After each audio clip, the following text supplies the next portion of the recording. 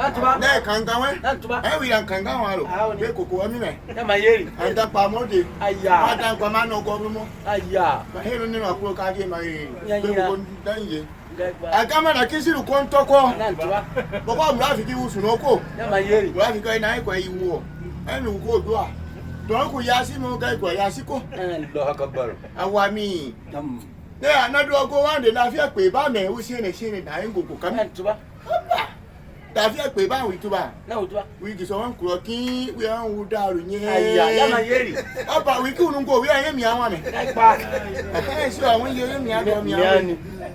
Apata pa. Sa tuba. Boko abi so kuro agama aso me. Ya mayeri. Aba an kon sun ko won se ko won ro. Na ga sama. Aba. Urun sare. Antuba. Ne urun sare. Antuba. Sare na ya o kan ya na me. Antuba.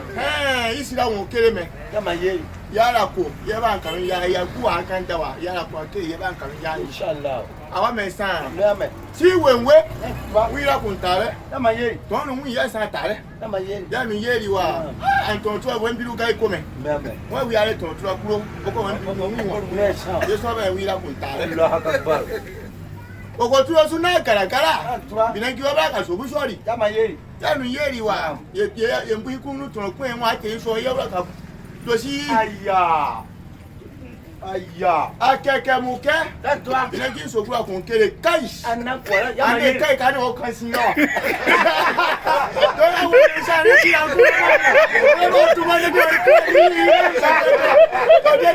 si ka no ye yo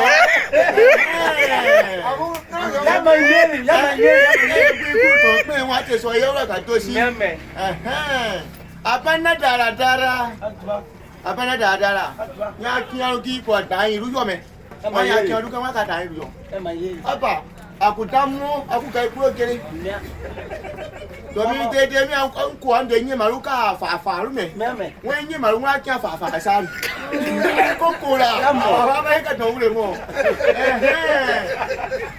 atama die na atama die ko so bi no ni sun wa se ku ka sun re apa ka se ku ka sun